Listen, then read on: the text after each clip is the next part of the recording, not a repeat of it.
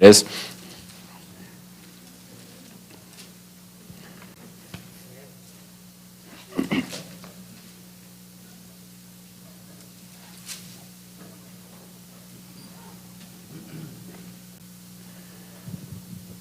Genesis chapter 17. I am tempted to read a fairly large portion. I think I'm going to kind of start in verse 1. We'll read a little bit, and then I'm going to skip down rather than reading the entire chapter. But we'll go ahead and start in verse 1. Genesis 17, verse 1. And Abram was 90 years old. It was 90 years old and 9. The Lord appeared to Abram and said unto him, I am the Almighty God. Walk before me and be thou perfect. And I will make my covenant between me and thee, and will multiply thee exceedingly.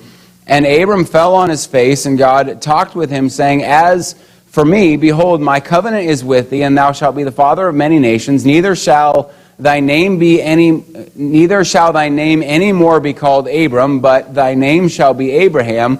For a father of many nations have I made thee, and I will make thee exceeding fruitful, and I will make nations of thee, and kings shall come out of thee, and I will establish my covenant between me and thee and thy seed after thee and their generations for an everlasting covenant, to be a God unto thee and to thy seed after thee. And I will give unto thee and to thy seed after thee the land wherein thou art a stranger, all the land of Canaan, for an everlasting possession, and I will be their God. And let's go ahead and we'll skip down to verse 15. And God said unto Abraham, As for Sarah thy wife, thou shalt not call her name Sarai, but Sarah shall be her name, and I will bless her, and give thee a son also of her. Yea, I will bless her, and she shall be a mother of nations. Kings of people shall be of her. Then Abraham fell on his face and laughed, and said in his heart, Shall a child be born unto him that is 100 years old? And shall Sarah that is 90 years old bear? And Abraham said unto God, O that Ishmael might live before thee. And God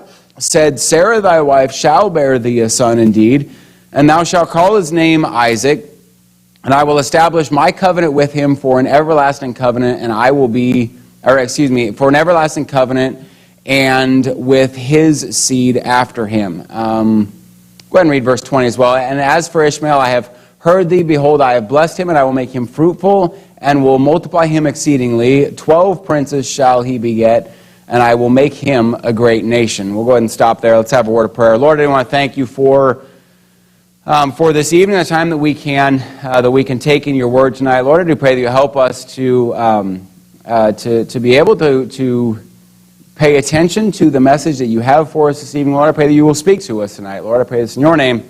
Amen. You can go ahead and be seated. I believe it was Wednesday night that, either Wednesday night, it might have been last Sunday. It was Wednesday night that I was in Hebrews 11, and I mentioned in it Sarah and this passage where God comes to him and she laughed. And so because preaching in that, I was doing some kind of reading in this area of Genesis this last week, and felt like God was leading me here for tonight. Here's what I want us to try to look at in this, and I think I'm going to try to have us look at this maybe slightly different. I want us to try and see this in areas that God is working that we miss. I have in messages before tried to point this out, this kind of same idea out as well, because I think it's something that we struggle with a lot. It seems to be something that God's kind of been bringing to my mind a lot, that there are all sorts of times that God is working in our lives, but we miss it. Maybe we are preoccupied with other things that are happening, or maybe our focus is in other areas, or we're just so busy that we don't miss it. Sometimes it's just we're so wrapped up in ourselves that we miss the fact that God is working. But there are all sorts of times in our lives that God is working, and God is doing something, and God is blessing, and we totally miss it. That kind of as the premise. Tonight I want to look at this and see kind of God working in the unexpected. That's what we see in this passage.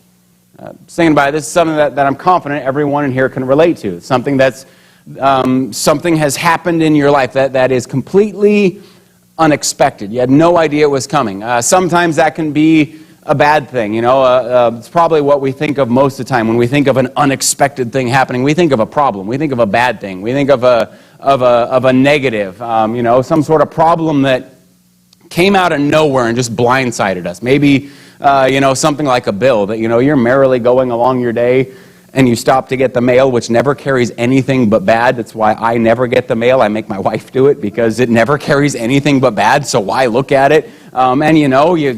You make the mistake of opening the mailbox, and then it carries a letter from wherever, some bill that you thought you had completely paid off, but this extra charge you didn't even know existed, and here it is. It's always a blessing. It catches you completely unexpected. Or maybe it's something like the betrayal of a friend. I have a pastor friend who, it was a couple of years ago that he had told me this, that he started the church that he still pastors at this point, probably 30 plus years ago that he started the church. When he started it, there was one family that was in the town that they started with, that was there right from the beginning and right from the start. This guy was his right-hand man and kind of helping him in every way. They were very supportive. Their kids all were the same age, and so they all kind of grew up together as best friends, so much so they took vacations together. I mean, they were close, and then suddenly, 20 plus years later, this family came to church one Sunday and told them, well, we've been living a lie and we've hated you this entire time and don't agree with anything that you've said.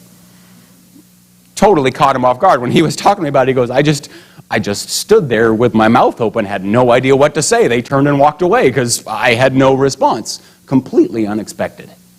That there's something like that just, man, it totally catches you off guard. Maybe it's something like that, or, whatever. Something goes wrong with the house or the car. Washing machine decides to kick the bucket, or the car breaks down, or the roof leaks, or whatever. We all have those unexpected things like that happen. Sometimes, like those examples, they're bad things. They're negatives, but not always. Sometimes the unexpected can be a good thing. Maybe some person that you've lost contact with and you haven't heard from them in a long time, and they contact you out of the blue, and it's just a blessing that, man, I haven't heard from this person in forever, and all of a sudden here they are. Or some sort of unexpected, maybe a raise at work, or a lot of different things like that can be a positive unexpected. The point of all this being, we all face things that are completely unexpected, things that happen in our lives on a regular basis, but that you didn't expect to happen. You didn't realize they were going to happen. You couldn't plan for them. You couldn't be prepared for them. They just happened. That's what we're seeing in this passage, the unexpected. And really, kind of more as we get into this message, Abraham, years previous to this, has been promised to be the father of many nations. So let me kind of preface this. This should not have been unexpected, because God had promised it before this. This should not have been unexpected. But if you remember I'm not intentionally tying messages together, but it seems like the last few weeks' messages have really tied together. You remember in kind of some of the messages over the last couple of weeks, how when we get a promise from God and it doesn't come in our timing, we tend to start to doubt it's actually going to happen? That happened here. This should not have been an unexpected, but it didn't happen in Abram's timing, so they kind of started to unexpect it. They started to expect it wasn't going to happen. I'm not sure of the right way to word that all of a sudden. But this was promised of God before this. God telling him that they would be, that his children would be as the sand of the sea in number, and yet to this point, where we started the passage, Abraham's 99 years old. He and Sarah haven't been able to have any children. It would have been easy to say, well, God meant well. It would have been easy to say, well, God probably wanted to deliver, and boy, that was I appreciate what God said he was going to do. He just wasn't able to. God had good intentions maybe, but just couldn't come through. For Abraham and Sarah to have a child at 99 years old is more than just unexpected. It would have been unheard of, a miracle, again, which is evident in the passage that we started with, that God comes and tells Abraham, who is, Abraham is a man who trusts God. Abraham is a man who followed God and obeyed God in what seemed like impossible things. Abraham is a man who, when God told him, I want you to leave everything you know and just go, and I'm going to tell you when to stop. So this is a guy who knows how to trust God. And yet when God tells him this, he laughs. He questions God. We saw that in verse 17. I am looking in the wrong chapter. Verse 17, then Abraham fell on his face and laughed and said in his heart, shall a child be born unto him that's 100 years old, and shall Sarah that is 99 years old bear? I mean, we're not even talking just like a little smirk under his breath. It says he fell on his face and laughed. God says, hey, I'm going to do this for you. And Abraham drops to the floor rolling and laughing. Like, questioning God. Abraham, a man who is known for his faith. And yet he questions God. And despite that, God can be seen all throughout this process.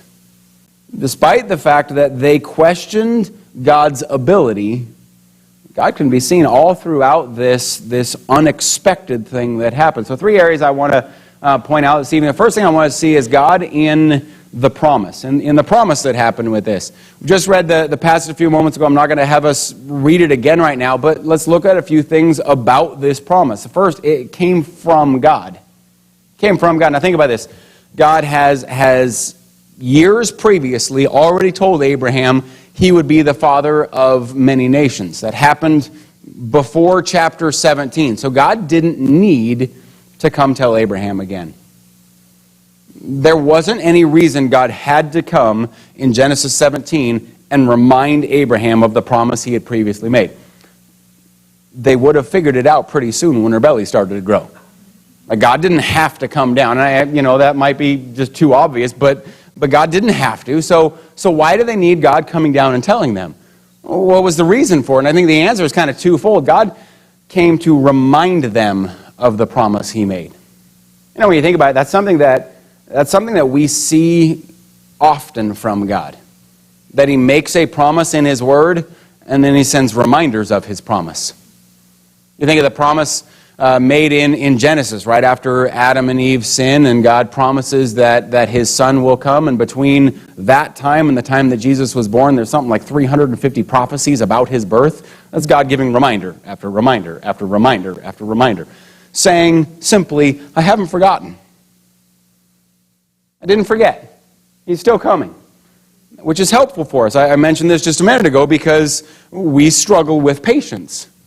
So that when it takes longer than we expect, we tend to doubt. So those reminders that God hasn't forgotten sure helps us. Those reminders that, that promise God made me, he still intends to deliver on that, sure helps us to be able to wait for it. God came to remind them of the promise, but also to show them that it was of God. That this wasn't just something that happened. This was designed by God. It's all part of his plan. Again, important for us because we tend to miss that God is doing things somehow, and we think, these things just happen. We tend to miss that it's God working. We tend to miss that it's God who is delivering on his promise, and we think, we just go about life, and life happens however it happens. But God coming and reminding him beforehand, hey, this is what I'm going to do, makes it pretty obvious for Abraham to say, that was God. God's in the promise because he personally gave it. We see God in the promise because it was an only God way. Think about this with me for a moment. But it wasn't an accident that God waited until they were the age that they were to give them this child.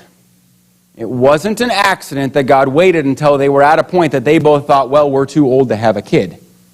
It's not that God got busy and had forgotten to get around to it and, I made this promise and I forgot I need to come through on this, so yeah, it's kind of late, but I'll do it now. No, it wasn't that God had forgotten that his promise and one day, does like we do and, wake up at 2 o'clock in the morning. Oh no, I forgot that. I need to do it now. No, this was by design. It was specifically done in a way that it would be seen this was of God. I have to be careful how I say this. I am not trying to downplay having children. It's an amazing thing, absolute miracle every time. Don't get mad at me, mothers. I can very clearly remember the birth of all three of my kids. They were all amazing. They're all unique. Zach was the coolest to me. Lisa had a C-section. The doctor was nice and let me watch as they cut her open. That was kind of cool, being able to actually see baby inside of her stomach. That was neat. Some people would find that weird. I found it really cool, but that's another story for another time. We're not going to go there right now. But had Abraham and Sarah been at normal childbearing ages, we'll word it that way, it could have been easy to think that this wouldn't have had to have been of God. I mean, this is a natural thing that happens. But the way that God did this and the timing that He used made it so that no one could have denied this was from God. This was a woman that for her entire life could not bear children. She wanted to, but she couldn't. And now, when she's old and way past when anyone would have expected her to be able to have a child, God gives her a child. It points directly to God. This isn't something that Abraham and Sarah could come up with to, I'm going to help God with it. That's what Ishmael was. They tried that path already. Ishmael, it's a couple of chapters before, I think it's in chapter 15, that we see that whole mess kind of play out, that Ishmael was them thinking, well, God has promised this, and again, that whole patience thing, God's promised this, and He hasn't delivered when I thought He should, so we're just going to take things in our own hands, and it was them thinking, God's not going to deliver on His promise, so we're just going to come up with our own way. This wasn't that at all. This is in a way that is undeniably God. If this promise was going to come through, it wouldn't be because of anything they could have done. Now, if this promise was going to come through, it would have to be by God. There's no other way. Either God was going to do this, or there'd be no son for Sarah. You can clearly see God in the promise. The passage lays it out clearly for us. God delivered the promise and was doing this in a way that only He could. Next thing I see in this passage, we see God in the proof. And here's what I mean by that. God didn't just make a promise to Abraham and Sarah, but He delivered on it. It wasn't just words. It wasn't just an empty promise, but He delivered on it. They doubted Him. They questioned whether or not He would. They questioned whether or not He could do it. Again, that's why we see the birth of Ishmael. That was Abraham and Sarah deciding that God couldn't really deliver on what He had promised. So if we want a son, we're going to need to help Him out. If we want this to actually happen, well, then we're going to need to kind of give this a little nudge. We do that a whole lot, don't we? But I know this is what God said, but boy, that's taking a lot longer than I think it ought to. So I'm just going to help it along a little. What the birth of Ishmael was, and this is not in the message, but how often it is that we do like Abraham, that then when God does come along, we say, well, God, couldn't you just bless the mess that I already made? Like I already kind of started my own plan here. Couldn't you just bless that instead of having to alter it? It's a totally different thought for another message, but God wasn't making empty promises. God wasn't making empty promises, and I'll just say this, God never makes empty promises. Now, if God says that He's going to do something, we can be sure that He will do it.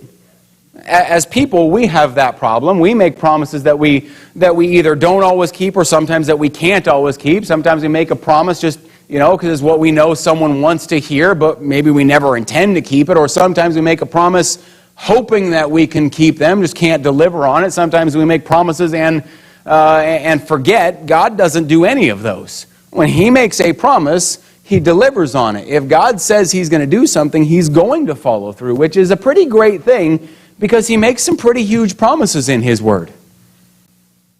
When God makes a promise to deliver, and that's true in our passage here. When God promises He's going to deliver, He delivers. God wasn't making a promise that He couldn't deliver on. I am hesitant to, right now, after Wednesday night, I have what is probably a fairly well-known phrase, and I'm now scared to say it because I might say it wrong, but I'm going to. The old phrase, the proof is in the pudding. No one corrected me. Hey, thank you. I appreciate that. I was nervous on that one, but I think I have this one right. Here's the proof. Here's where it is. Turn over to Genesis chapter 21, just a couple of chapters over here. Chapter 17, we have God comes to Abraham and promises it. Genesis 21, verse 1 through 4. The Lord visited Sarah as He had said, and the Lord did unto Sarah as He had spoken. Notice, just in the first verse here, we're going to keep going with this, but notice this. The Lord visited Sarah as He had said. The Lord did unto Sarah as He had spoken. For Sarah conceived and bare Abraham a son in his old age at the set time of which God had spoken to him. And Abraham called the name of his son that was born to him, whom Sarah bare to him Isaac. And Abraham circumcised his son Isaac, being 8 days old, as God had commanded him. You notice how many times in those few verses you see that same idea? As He had said, as He had spoken, as He had spoken, or as God had spoken, as He commanded him. Over and over in those 4 verses. Those phrases. The Lord did as He had spoken that we saw in verse 1. That puts it pretty clearly, doesn't it? Puts it pretty clearly, doesn't it? God promised it. God spoke it. God said, this is the way it's going to be. And it was exactly like He said. Everything that He told Abraham and Sarah He was going to do, He did.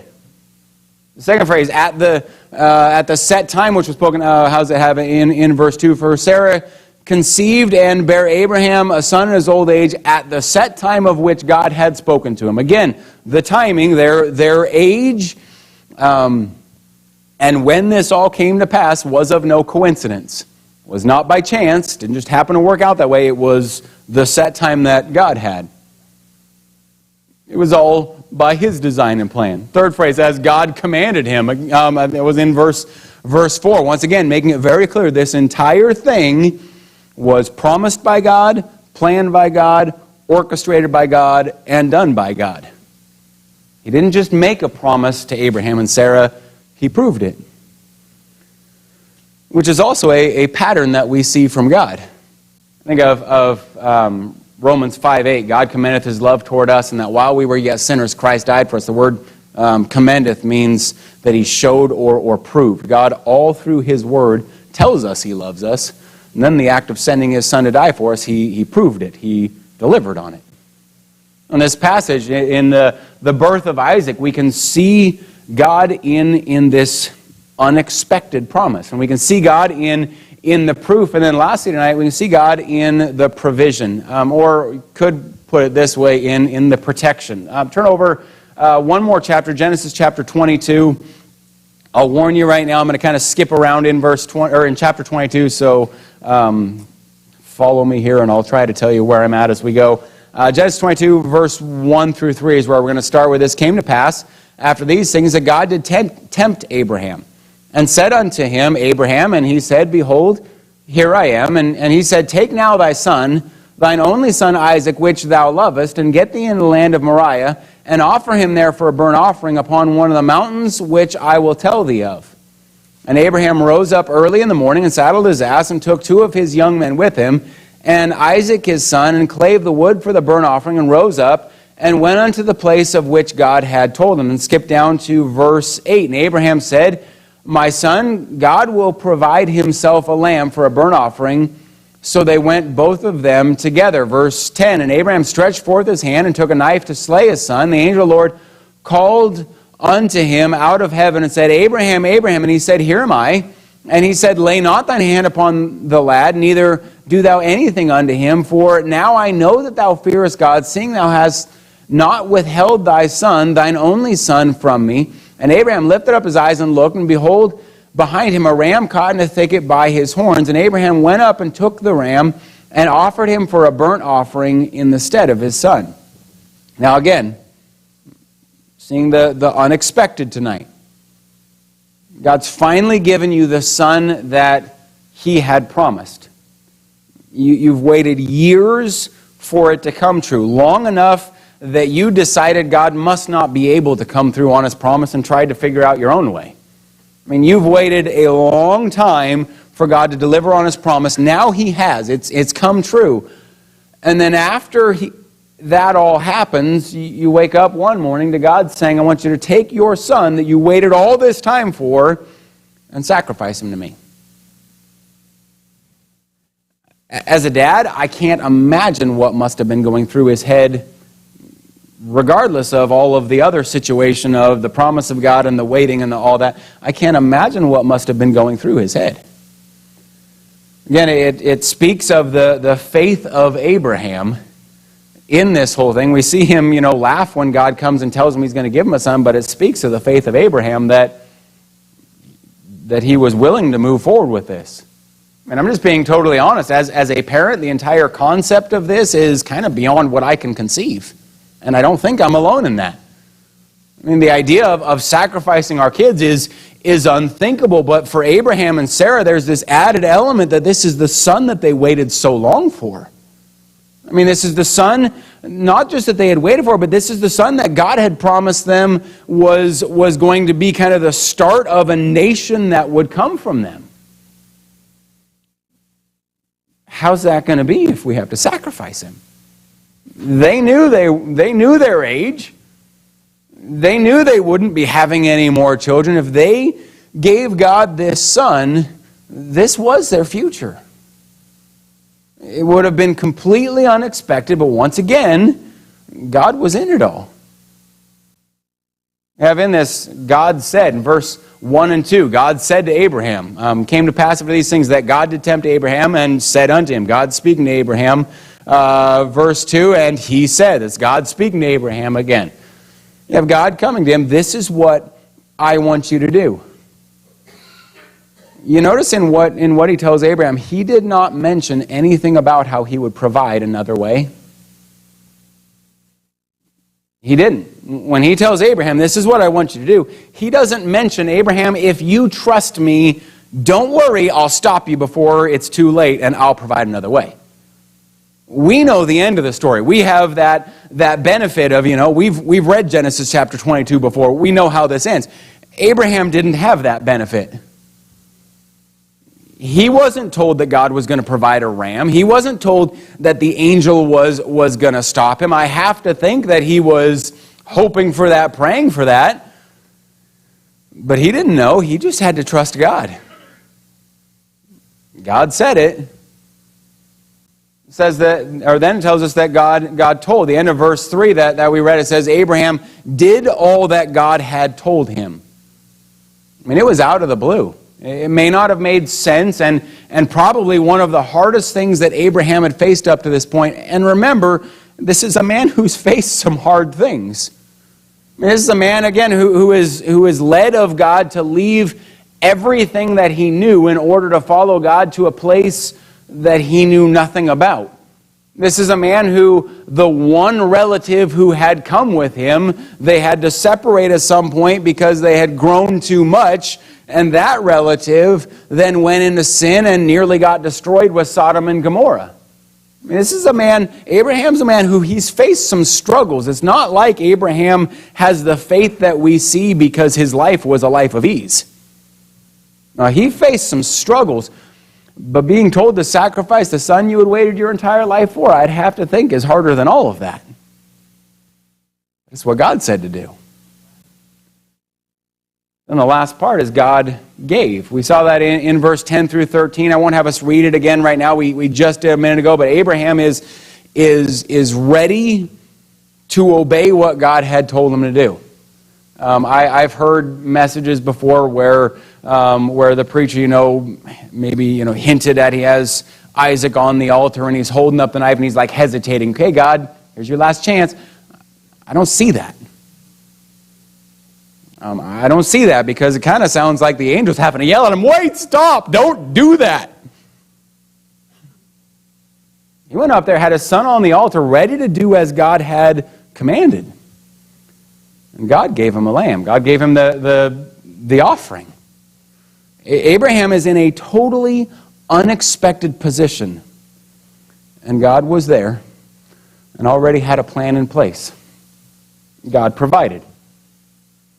In a situation where Abraham's thinking, boy, I just don't know what to do, I'm just going to follow God. And God had it all planned out and all ready for him. I don't know, again, I've told you guys many times, I have an imagination. I have to think, walking up there, Abraham's mind is thinking about what's going on. Abraham is processing in his mind what's about to happen, especially as his son is asking him questions. He's processing what's about to happen. It's very possible that this ram has been there the whole time he's processing the altar, or preparing the altar, and all of this going on. Because God, the whole time, as Abraham is just simply following God's will, has the solution ready for him. I'm working toward a conclusion here this evening. I tried to establish at the start, we all go through times of the unexpected. Like I said earlier, times where we just don't know what's happening and we get totally broadsided by it. And when that happens, people typically have one of two responses. Either, sometimes both. Either they get mad, they're upset, they don't like what's happening, and they don't like that they don't have control, and they don't feel like they deserve what's happening to them, or they get worried. Because unexpected means unknown. We haven't had time to process it. We haven't had time to figure it all out, so we worry, we panic about it. Let's instead realize God is in the unexpected. And though I may not understand it, and though I may not feel comfortable in it, like I'm sure Abraham was uncomfortable tying his son to the altar, God's in it. God already has a plan. I don't have to be upset. I don't have to worry about it. I don't have to try to figure it out, because He already has. God's in it. You need to figure out that God made the promise. In our lives, promises like, I'll never leave you or forsake you. Promises like God holds you in His hand. Promises like that God is your shield and high tower. How about promises like we heard about this morning, that He's coming again? God's made His promises. God has a plan. He's not put us here on earth and is just, sitting back to see what becomes of us. He has a plan. We don't always understand it. We may not see what it is He's going to do, but He has a plan, and He will provide the way. The way for your eternity, yes, but also the way through the day-to-day. So that when the unexpected comes, don't get upset, don't get scared, no need to panic, because God is still in control. God is still in control. He has a plan. We just need to learn to have the faith to trust Him in it. It's not a matter of I need to find my own way, or I need to try to figure out how I'm going to work this out. Just need to, I guess, using the analogy of Abraham and Isaac up there at the altar, I just need to tie my son on the altar and trust God's going to deliver. It's hard, but God is still in control. And He will deliver. Let's pray. Lord, I want to thank You for the assurance that we can have that You're still in control. We get kind of those unexpected things like that, and it rocks our confidence. It shakes us to the core to where we worry, we get upset, we panic about things, and we forget that it's all part of Your plan. We forget that You're still in control, and though I may not understand what's happening, and though this may be difficult, and maybe even this is painful, You're still in control. And rather than trying to figure it out ourselves, we just need to surrender to trust You and know that You know what's best for us and that You will deliver. Pray this in your name.